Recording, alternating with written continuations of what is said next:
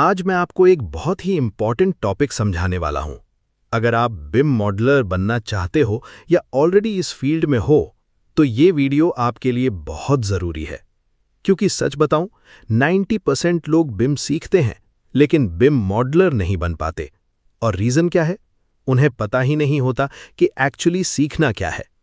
तो चलो, आज मैं आपको बिल्कुल क्लियर रोड मैप देता हूं कि बिम मॉडलर बनने के लिए आपको क्या-क्या सीखना ज़रूरी है। सबसे पहले बात करते हैं फाउंडेशन की। अगर आपकी बिल्डिंग ड्राइंग समझने की एबिलिटी स्ट्रांग नहीं है, तो आप कितनी भी सॉफ्टवेयर सीख लो, ग्रोथ स्लो ही रहेगी। आपको प्लान, सेक्शन और एलिवेशन समझना आना चाहिए। स्केल क्या होता है, डायमेंशन कैसे पढ़ते हैं, ये क्लियर होना चाहिए। और सबसे इंपॉर्टेंट, बिल्डिंग ग्राउंड पर कैसे बनती है, ये समझना ज़रूरी है। सिंपल लैंग्वेज में समझो, पहले रियल बिल्डिंग समझो, फिर डिजिटल बिल्डिंग बनाओ। अब आते हैं सॉफ्टवेयर स्किल्स पर। सबसे पहला स्टेप होता है ड्राफ्टिंग, यानी आपको 2D ड्राइंग्स बनाना आना चाहिए। ये आपकी बेस स्किल होती है। इसके बाद आता है मेन स्किल, बिम सॉफ्टवेयर, जहां आप सिर्फ ड्राइंग नहीं बनाते, बल्कि पूरी बिल्डिंग का डिजिटल मॉडल बनाते हो। आप वॉल्स बनाते हो, डोर्स और विंडोज डालते हो, लेवल्स और ग्रिड्स सेट करते हो, और सबसे इंपॉर्टेंट, आप उस मॉडल से डायरेक्टली ड्राइंग्स और क्वांटिटी भी निकाल सकते हो। यही बिम की रियल पावर है। लेकिन यहां एक बड़ी मिस्टेक होती है। लोग सिर्फ मॉडलिंग सीखते हैं, लेकिन कोऑर्डिनेशन नहीं सीखते।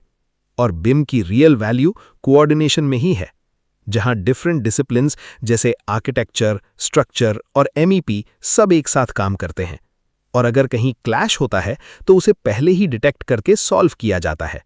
यही चीज प्रोजेक्ट्स में टाइम और कॉस्ट दोनों बचाती है। अब बात करते हैं डिसिप्लिन नॉलेज की।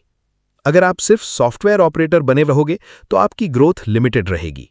लेकिन अगर आपको आर्किटेक्चर की बेसिक अंडरस्टैंडिंग है, स्ट्रक्चर का लॉजिक समझ आता है और MEP सिस्टम्स का आइडिया है, तो आप एक वैल्यूएबल बिम मॉडलर बनते हो।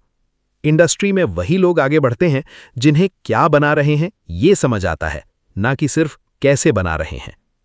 अब आते हैं प्रैक्टिकल स्किल्स पर। रियल प्रोजेक्ट में आपको सिर्फ मॉडल नहीं बनाना होता, आपको स्टैंडर्ड्स फॉलो करने होते हैं, नेमिंग कन्वेंशंस मेंटेन करनी होती हैं, टीम के साथ कोलैबोरेट करना होता है, और सबसे इंपॉर्टेंट, मॉडल से प्रॉपर ड्राइंग्स निकालनी होती हैं। यानी आपका मॉडल सिर्फ दिखने के लिए नहीं, बल्कि कंस्ट्रक्शन के लिए यूजेबल होना चाहिए।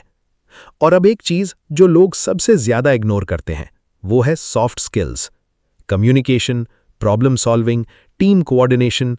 क्योंकि बिम एक टीम बेस्ड प्रोसेस है, आप अकेले काम नहीं कर रहे होते। तो अगर मैं पूरा समरी एक लाइन में बोलूं, तो अगर आप सिर्फ सॉफ्टवेयर सीखते हो, तो आप ऑपरेटर बनोगे। लेकिन अगर आप building plus system plus coordination समझते हो, तो आप बिम मॉडलर बनोगे। अब अगर आप बिगिनर हो, तो आपका सही लर्निंग पाथ क्या होना चाहिए? पहले बेसिक ड्राफ्टिंग सीखो, फिर बिम मॉडलिंग सीखो, फिर रियल प्रोजेक्ट्स पर प्रैक्टिस करो, और धीरे धीरे कोऑर्डिनेशन और साइट नॉलेज ऐड करो। अगर आप ये रोड मैप फॉलो करते हो, तो बिलीव मी, आप बिम फील्ड में बहुत तेजी से ग्रो कर सकते हो। और अगर आपको ऐसे ही प्रैक्टिकल और रियल वर्ल्ड बिम कॉन्सेप्ट सीखने हैं, तो चैनल को जरूर सब्सक्राइब करो, क्योंकि यहां मैं आपको वो सिखाता हूं जो एक्चुअली इंडस्ट्री में काम आता है।